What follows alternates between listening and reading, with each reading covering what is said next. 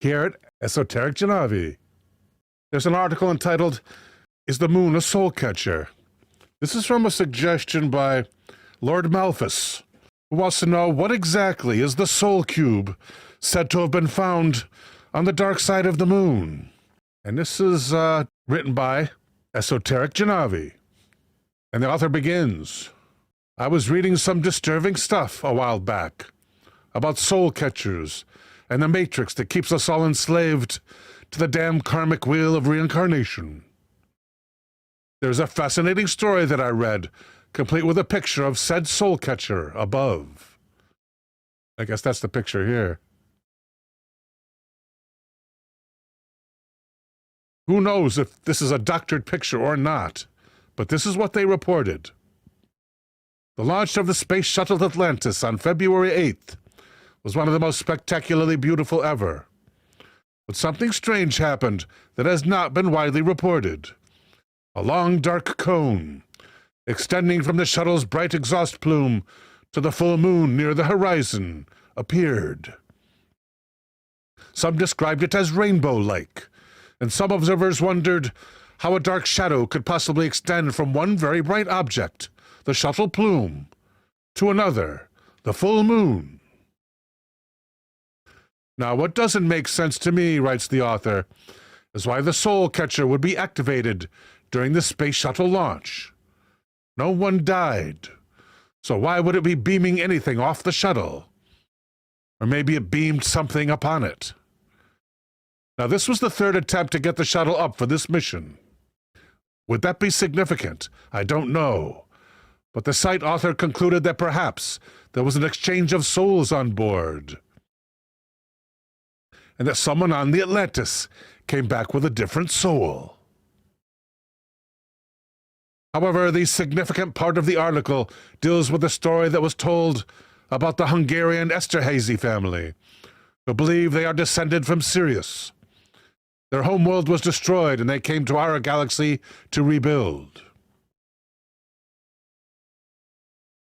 The main body of souls traveled as a soul group from their homeworld to the star Sol. That's our sun. The sun around which the Earth orbits. The soul group resided in the sun until preparations had been made for the souls to travel to Earth. When a soul was ready to individuate in preparation for going to the Earth, it was shot out of the sun and went to the moon. When one of the souls from the Sirius group was ready to travel to Earth to reside in a body, the Federation would shoot the soul to Earth with their soul shooter, which was on the moon. When the soul had finished its lessons, there was a reverse soul shooter in the Great Pyramid. Now, another site talks about a cube on the moon and states this is the soul catcher. Quote, John says on Coast to Coast, that'd be John Lair, according to Lord Malphas. John Lair says on Coast to Coast that a massive cube has been found on the moon, and that this cube is responsible for not only holding human souls here on Earth, but after you die, the cube pulls your soul to it, and then erases your memory, and then reinserts your soul into a new baby on Earth, to repeat the process over and over again. The moon was brought here from another star system long ago as part of an experiment. And Earth was taken over about 200,000 years ago, humanity being a genetically engineered slave race. End quote. Okay, that makes it sound like the moon came from the Sirius star system, and goes on to say that when the Earth was taken over, reptilians hijacked the soul catcher too. This is also borne out by the news site. Quote, I don't remember much about what John Lair told me about the soul catcher that he knew about. What I do remember is that it was being used for a negative purpose, rather than the purpose for which it had been created. It was catching souls, but it was catching them to enslave them, not as part of a two-way transportation method built to gain entry to a quarantined planet. Gunther, a member of the Esterhazy family, said that at the time this was going on, the Planetary Federation had a quarantine on planet Earth.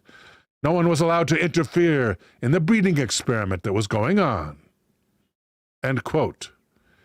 It seems that the original soul-catching cube was put in place to bypass the quarantine on Earth. They could not physically come to our planet. They had to do it the hard way, like the rest of us. In other words, be born and die as humans. Other proof of this idea that the Earth was a breeding ground is this statement from another website article. If God created men and women, then why are there so many blood types and RH values?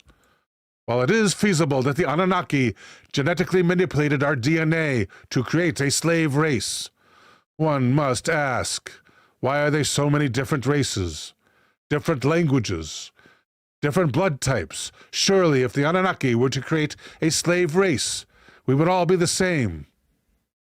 This leads to another possibility. Not only did the Anunnaki create a slave race, but our galactic neighbors also seeded this planet with various races, Pleiadian, Lyrian, Arcturian, Andromedan, etc., as a galactic experiment to see how we would all get along. Now a certain website on the internet has a positive ray of hope to offer. This stolen ancient cube has been reclaimed, and light bodies have been delivered to proper stasis chambers, as it's very necessary that consciousness wakes up now, preparing to ascend out of this matrix.